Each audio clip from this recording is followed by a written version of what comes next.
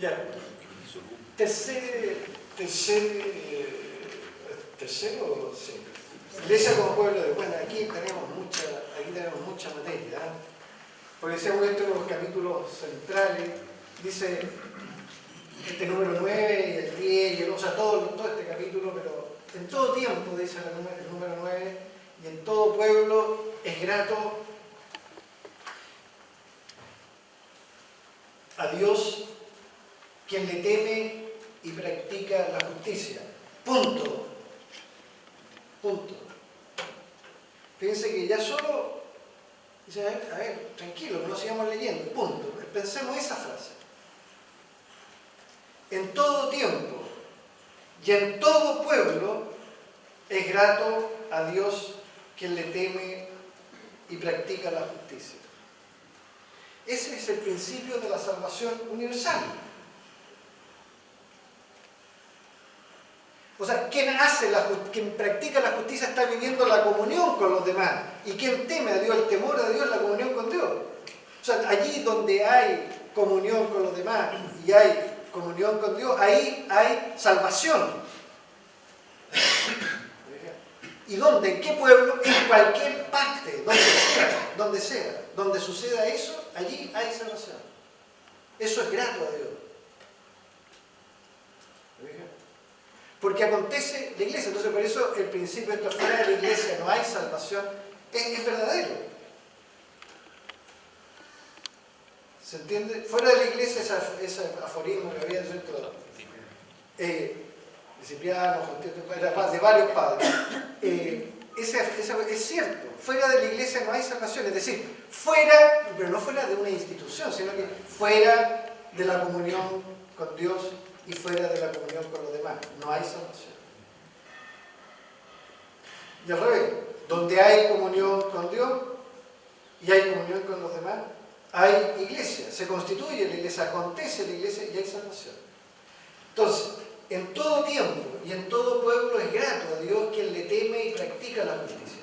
Sin embargo, y aquí viene el punto, sin embargo, fue voluntad de Dios, quiso Dios santificar a los hombres y salvarlos, no aisladamente, sin conexión alguna de unos con otros, sino constituyendo un pueblo que le confesara la verdad y le sirviera santamente. Es decir, la iglesia no es un resultado así como decíamos, un subproducto, no. Dios quiere esta comunidad como un signo visible de esa realidad universal. Quiere este pueblo. ¿Se fijan? Y lo quiere, ¿y por qué? Quiere a los hombres que vivan en la comunidad. Y ahí tenemos un gran problema también hoy día, como decíamos, cultural. Muchas veces buscamos esta salvación o esta relación individualmente. Y no miremos solo, por favor, a los otros, y hablamos que los jóvenes, que esto, que esto otro, y bueno, y nosotros. O yo, personalmente, ¿cómo yo entiendo que el camino de la fe lo hago con otros, en una comunidad? Y en esa comunidad como universal. Entonces, ese es como el horizonte principal de la... Este pueblo, y ahí vienen aquí algunas afirmaciones, fíjense que son bien importantes que entenderlas y tienen muchas consecuencias, por cierto. Este pueblo mesiánico tiene por cabeza ¿a quién? A Cristo. A Cristo. Yo no le aseguro que pregunta a un católico común y corriente, si ¿quién es la cabeza de la iglesia? ¿Qué responde? Papa. Y uno dice, sí, bueno, es que en un sentido, no, pero escuchen, esa explicación, por favor, guárdatela, porque es peor. O sea, ¿qué pasa? Que no reconocemos en este signo que la cabeza de la iglesia es Cristo. Y que el principio de unidad es Cristo. Los ministerios, incluido el de Pedro y su sucesor, es el servicio en función de ese ministerio, el servicio de Cristo, el sacerdocio de Cristo. Y esto tiene, por supuesto, repercusiones en todo, de ahí para abajo, o sea, no solo, pero de repente también pasa en las parroquias, pasa en las comunidades religiosas, ¿cuál es el principio de la autoridad? Habría algo que conversar al respecto. La condición de este pueblo, entonces, por lo tanto, es la dignidad y la libertad de los hijos de Dios. Dice, ¿cuál es la condición de este pueblo? Uno puede decir, va a tener que ver entonces con la experiencia de la amistad, de la comunión, pero es la común dignidad de todos los miembros del pueblo de Dios. No hay unos más dignos que otros, no hay unos que tengan mayor libertad que otros. Esa es la igual dignidad de todos los cristianos y de todos los hombres en este pueblo de Dios. Entonces, esa es la condición, esa debiera ser la experiencia de la condición a la que estamos llamados. Entonces está hablando primero quién es la cabeza, luego la condición general, y luego con el otro tema, estamos hablando de tiene por ley, de nuevo lo que estábamos hablando, tiene por ley el nuevo mandato de amar como el mismo Cristo nos amó a nosotros. Ahí está dicho de otra manera, pero también si quieren en una formulación breve, pero muy profunda, ¿se fijan? ¿Cómo debemos amar? Como Cristo nos amó. Entonces eso me lleva a la mirada ¿a quién? A Cristo. A Cristo. ¿A quién hay que mirar? A Cristo. ¿Cómo amó Cristo? Entonces, ahí yo creo que también en este proceso de discernimiento en el que estamos como iglesia, o sea, yo creo que uno puede, hay muchos modelos, pero no hay muchos modelos de santidad y de vida y de cristianismo, pero no nos confundamos. ¿A quién hay que mirar para comprender cómo amar? Es Cristo. Es amar como Él nos amó. Ese es el horizonte de sentido de la práctica. Y tiene, en último lugar, como fin, el dilatar más y más, es decir, dilatar es extender, anunciar, comunicar, ¿no es cierto?, más y más el reino de Dios. Fíjense que ahí aquí hay una eclesiología en este número, hay una concentración eclesiológica, si quieren, que viene, y probablemente la hemos leído muchas veces, pero uno dice, va punto por punto, son casi como los puntos para una revisión de vida, ¿se fijan? De revisión de cómo estamos viviendo nosotros nuestra vida eclesial. Tenemos por cabeza a Cristo, vivimos en la iglesia esa común dignidad y libertad, estamos amando como Cristo nos amó,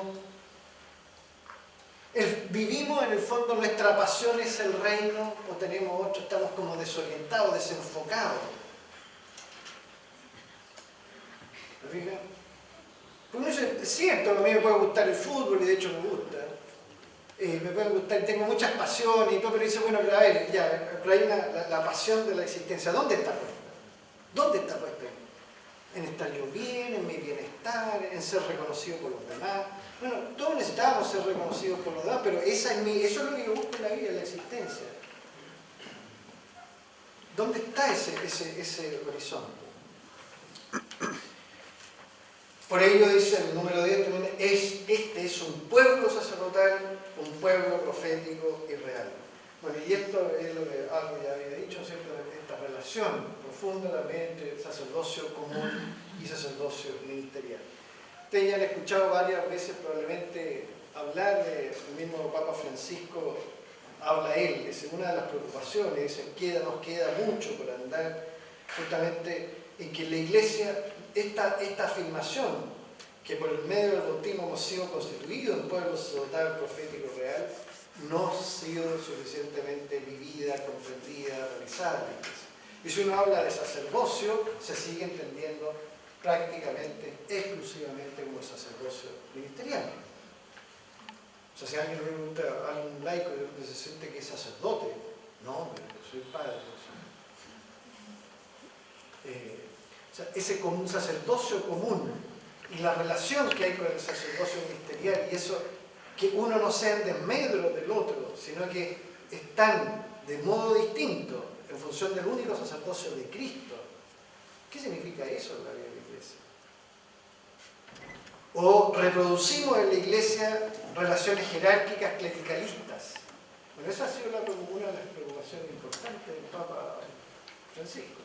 Y dice una y otra vez, hay unas relaciones y vivimos todavía en un clericalismo que tiene las dos patas. O sea, el clericalismo es a veces fomentado por los sacerdotes, por los curas o por los laicos.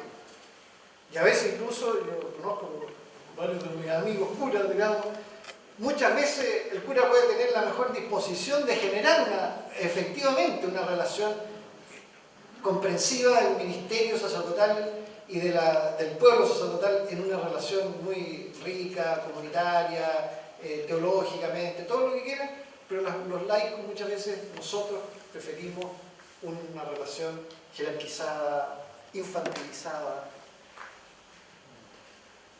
Entonces, esa ahí hay una pregunta que es también importante. Bueno, y el punto de la auténtica catolicidad está puesto sobre todo en los números 13 a los siguientes, y es muy importante porque la catolicidad se deduce del concepto de iglesia, es decir, algo de lo que también habló Monseñor María al comienzo, ¿se acuerdan cuando habló del ejemplo de la residencia que se había hecho para universitarios de la provincia de Arauco? Y que decía que allí, para él consideraba que allí estaba aconteciendo la catolicidad. Y claro, tiene toda la razón en pensar eso, porque allí está aconteciendo el que la iglesia no es solo la confesionalidad, sino que es allí donde se produce esa comunión. Se vive en la gratuidad del amor de Dios y de la comunión entre los hombres. Entonces, la auténtica catolicidad es como hay una unidad de la totalidad, respetando y reconociéndose la diversidad. Entonces, hay una catolicidad, y ahí se habla en distintos sentidos de la catolicidad, pero ese sentido de la universalidad, de la totalidad, no solo de la parcialidad. La parcialidad es importante, lo parcial, lo concreto, lo particular es importante, pero hay un ordenamiento, está en un contexto más universal. Entonces, ¿cómo también en nuestra existencia eclesial vivimos eso? Y aquí se deducen, yo creo, por eso varias preguntas. A propósito de esto, ¿queremos vivir la santidad y la salvación como pueblo? ¿O preferimos hacerlo aisladamente, sin conexión alguna de unos con otros?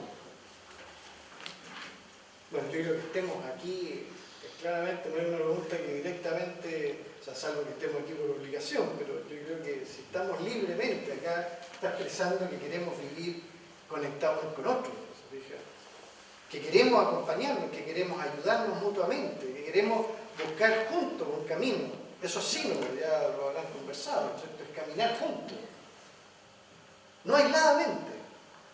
¿Lo dije? Pero como se aprecia en nuestras comunidades que Cristo es cabeza de la iglesia, o más bien, como se dice, se habla en esa disputa, en esa carta de Corintios, es Pablo, Apolo, se habla de decir, yo soy de Pablo, yo soy de Apolo. Como aquí pasa muchas veces también entre las espiritualidades, ¿no? Yo soy esta espiritualidad, no esta otra, que es mejor. Y cada espiritualidad se siente que ahí está la salvación. Y no la de al lado.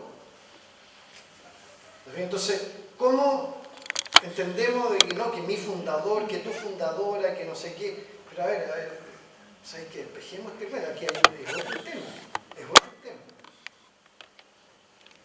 O sea, yo no soy de Pablo, ni de Apolo, ni de este otro, ni de esta corriente, ni de esta línea. O sea, o somos de Cristo, o no hay la posibilidad.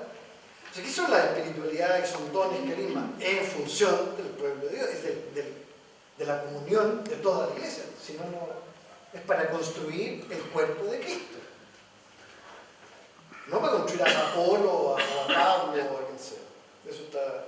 Se manifiesta, otra pregunta, se manifiesta en la iglesia la dignidad y libertad de todos, que todos hemos recibido de Dios. ¿Cómo? O sea, todas estas preguntas, yo creo, para que tengan sentido, tienen que visibilizarse, no tenemos que poder decir cómo eso sucede. ¿Cómo se mantiene hoy que la iglesia... ¿Cómo se manifiesta hoy que la iglesia es misionera, que existe para evangelizar, para expandir el reino? Que esa es nuestra pasión, la expansión del reino, la manifestación, la realización del reino.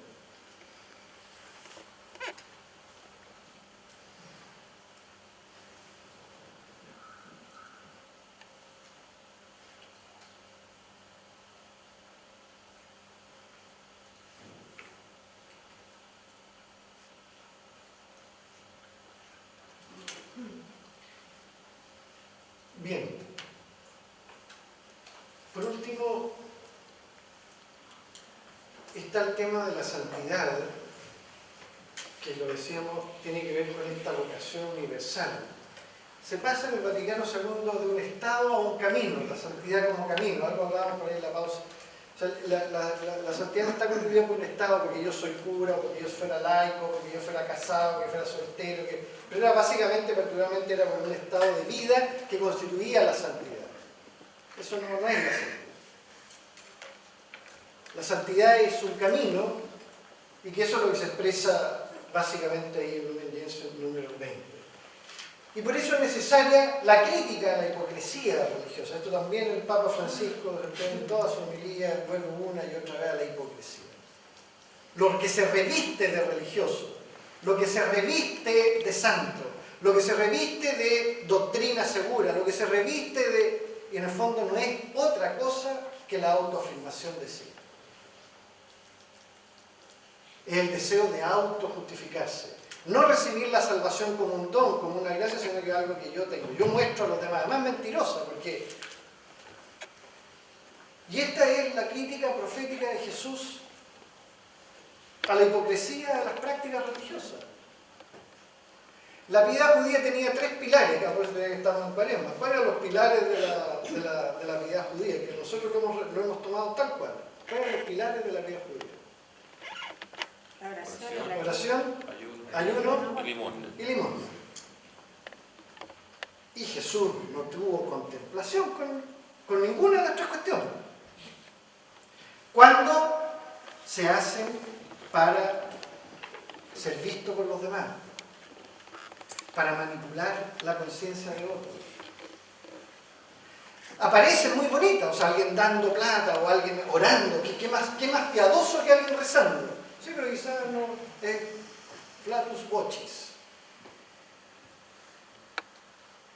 Entonces las apariencias, como dicen en el campo, las apariencias engañan. No todo lo que brilla es oro. Entonces, ¿dónde está la auténtica piedad? ¿Dónde está está en el aparecer, está en el mostrarse, está en qué? Entonces, yo puedo, ayunar, puedo orar, puedo dar limosna, y debo hacerlo.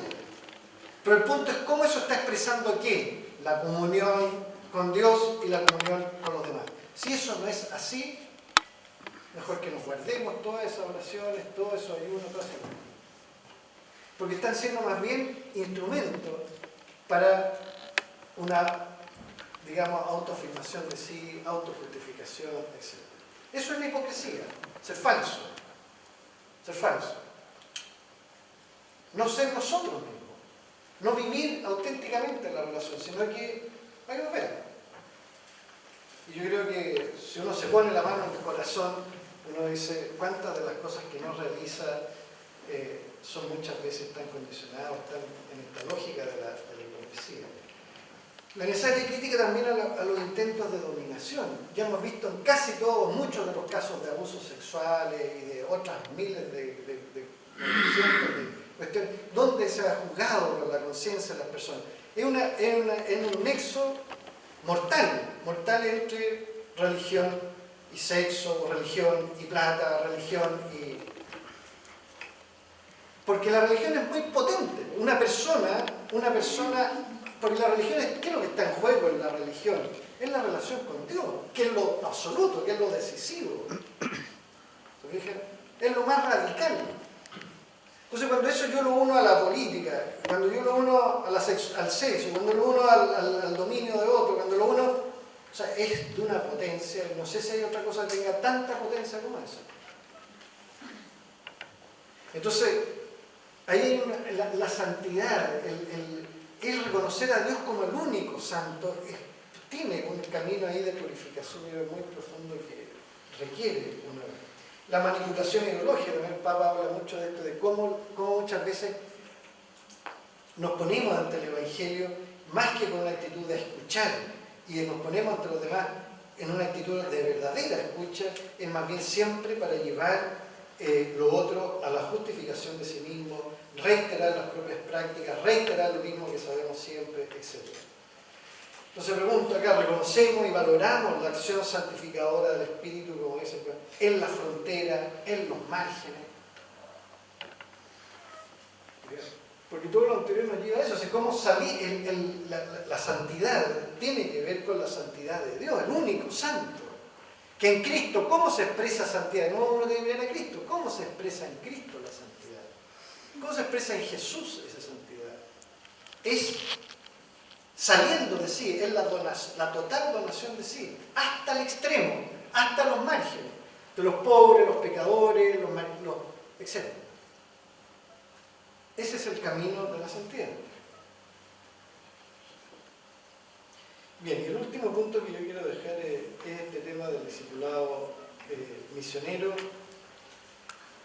que aparecía Francisco, pero tiene muchas otras expresiones, la relevancia que ahora lo hablábamos del hoy, no al utopismo, o sea, el hoy que a veces se desvaloriza, se relativiza, se desvanece en función de un futuro utópico, pero tampoco una sobrevaluación, dice el Papa Francisco, del pasado. En el fondo, muchas veces no, es que antes era mejor, que antes, cuando estaba el padre no sé quién, era mejor que ahora que llegó, no sé, o cuando antes pasaba, no sé, o sea, no, el hoy tiene una urgencia importante, pero tengo que siempre mirarla en una tensión que obviamente incorpora ese movimiento que decíamos, esa tensión, que llama el Papa, hacia las periferias, hacia el extremo.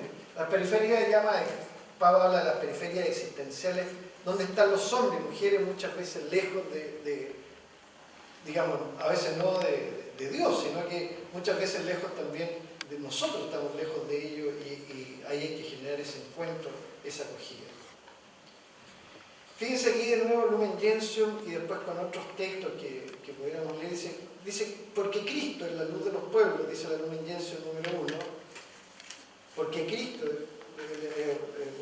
disculpen que les reitere, porque Cristo es la luz de los pueblos, la Iglesia desea ardientemente iluminar a todos los hombres, anunciando el Evangelio a toda criatura con la claridad de Cristo que resplandece sobre la faz de la Iglesia. Esto yo creo que ya lo hemos enterado, pues, de qué es lo que se trata.